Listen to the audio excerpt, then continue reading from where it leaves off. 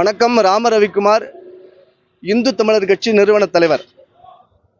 அரவிந்தன் என்கின்ற ஒரு LIC agent, கோயமுத்தூரை சார்ந்தவர், திருமணமானவர், விவாகரத்தானவர். ராமகிருஷ்ண மடம், நித்யானந்த ஆசிரமம், ஜக்கி வாசுதேவ் மடம் என பல மடங்களை கடந்து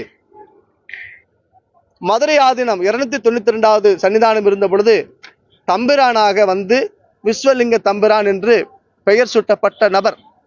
அதன் பின்னர் இப்பொழுது இருக்கக்கூடிய மதுரை ஆதீனம் ஹரிஹர தேசிய சுவாமிகள் பட்டத்திற்கு வந்த பிறகு இவர் அந்த மடத்திலிருந்து தன்னை தம்பிரானாக விடுவித்துக் கொள்கிறார். தம்பிரானிலிருந்து நான் அந்த மடத்தில் வேலை செய்ய முடியாது நான் அப்படின்னு சொல்லி அவர் இந்த மடத்துடைய திருவேடத்தை அவரே கலைந்து வெளியில போயிடுறார். அந்த போட்டோஸ் தான் இது. அதாவது ஒரு மடத்திற்கு இருக்கக்கூடிய அந்த மரபு உடை, மரபுக்கான நடை எல்லாமே அதுலேருந்து விலகி ரிஷிகேசில் போய் தவம் பண்ணி வெள்ளை உடை உடுத்தி அவர் வந்துடுறார். அதன் பிறகு ஸ்ரீ மகாதேவ சாமிகள் மகாதேவ சமஸ்தானம் அப்படின்னு ஒரு புதிய சமஸ்தானத்தை அவர் உருவாக்குறார். உருவாக்கிய பின்னர் தமிழ்நாட்டில் பல ஆதீனங்களோடு தொடர்பு வச்சுக்கிறாரு. தமிழ்நாட்டுக்குரிய பல தலைவர்களோடு பெரிய தொடர்பு வச்சுக்கிட்டு எல்லாருமே எனக்கு தெரிஞ்சவங்க தான், எல்லாமே எனக்கு சிஷ்யர் தான் அவர் சொல்றார். நிறைவில் 2-3 தினங்களுக்கு முன்பு காலஞ்சென்ற 292 சாமிகளுடைய குருமூர்த்தத்துல அத்துமீறி உள்ள நுழைஞ்சு சட்டவிரோதமாக போராட்டம் பண்றார். என்ன சொல்றாருன்னா, அவர் என்னை இளைய ஆதீனமாக அறிவிக்க வேண்டும், இப்பொழுது இருக்கக்கூடிய சாமி, எதுக்கு என்ன உனக்கு சான்று வச்சிருக்கீங்கன்னு உங்களை போன்ற நண்பர்கள் கேட்கின்ற பொழுது பழைய 292 சாமி என்ன தான் சொன்னாருன்னு சொல்றார். மடத்துல இருந்தாரு, வெளியில போயிட்டாரு, வெளியில போய் பல மடங்களை கண்டுட்டாரு, பூரா வசூல் வேட்டை நடத்திக்கிட்டு இருக்கிறாரு. அது அவருடைய சுய விருப்பம், அதில் நம்ம தலையிட முடியாது. வெளியில் சென்று விட்டு மீண்டும் நான் இந்த மடத்தை பற்றி எதுவுமே பேச மாட்டேன்னு சொல்லிட்டு இங்க வந்து தியானம் பண்றது, அந்த தர்மயுத்த வழி ஸ்டைல் அவர் தியானம் பண்ணக்கூடியதை வந்து நம்ம எதிர்க்கிறோம்.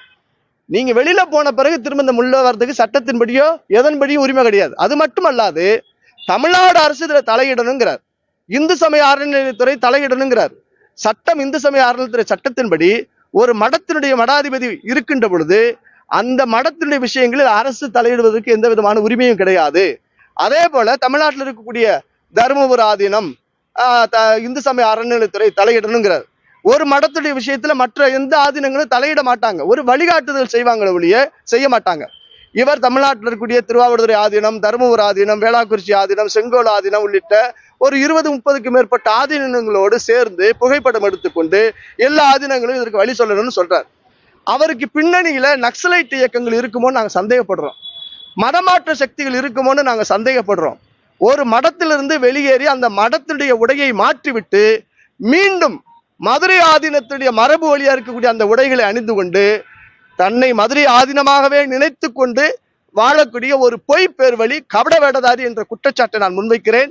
அவர் மீது சட்டப்படியான நடவடிக்கை எடுக்க வேண்டும். இந்த மடத்துடைய மாண்பை சீர்குலைக்க செய்யக்கூடிய வகையில் ஒரு சில பிற மத சக்திகளுடைய தூண்டுதலில் இவர் செயல்படுகிறார் என்ற குற்றச்சாட்டை நாங்கள் முன் வச்சிருக்கோம். இது குறித்து மதுரை காவல் ஆணையர் அவர்களிடம் முறையாக ஆவணங்களோடு புகார் தெரிவிச்சிருக்கிறோம். தக்க நடவடிக்கை எடுப்பதாக உறுதியளித்திருக்கிறார்கள். அவர் என்ன சொல்றாருன்னா, அவர் அடிக்கடி நீ செய்யறது சரியில்லை அதுன்னு நீ திட்டிகிட்டே இருந்து மடத்துல இருந்து நீ வெளியேறு, ஒரு காலம் வந்ததுக்கு அப்புறம் நானே அழைக்கிறேன் அப்படின்னு ஆதீன சொன்னதா சொல்றாரு. அவர் சொல்றாரு, நியாயமான விஷயம். நான் ஆவணம் அவர் மாதிரி பொய் பேச விரும்பல, ஆவணத்தோட சொல்றேன். நான் பதவிக்கு ஆசைப்பட்டு இங்கு வந்தவன் கிடையாது, சாமிகளுக்கு பணிவிட செய்ய வந்தேன். இத்தனைக்கும் பிறகு எனக்கு பிறகு நீதான் சொல்லி இளவரசர் சொன்னதா மறந்த ஆதீனம் சொல்லியிருக்காரு. இந்த விவகாரம் பற்றி பேச எனக்கு விருப்பம் இல்லை, எனக்கு அங்கிருந்து இருக்க பிடிக்கவில்லை, நான் ரிஷிகேஷ் போறேன்னு அவர் தான் சொல்லியிருக்கிறார். முன்னுக்கு பின் முரணா பேசுறது அவர் தான். ரெண்டாவது அவரே சொல்றார், நானும் பார்த்தேன், சில நண்பர்கள் வீடியோ அனுப்பிச்சிருந்தாங்க, நம்ம சாமி குழந்தை மாதிரி அப்படிங்கிறார். சரி, குழந்தை மாதிரி தானே, குழந்தை மாதிரி இருக்கிற சாமி பேசுறதுக்கு நீங்க ஏன் சாமி கோச்சுக்கிறீங்க? என்ன ஒரு வகையா வேணும்ல? நீங்க இருந்தா நம்ம மதுரையில சொல்ற மாதிரி யாராவது ஒருத்தனுக்கு வாக்கப்படணும், 5-6 பேருக்கு வாக்கப்படக்கூடாது.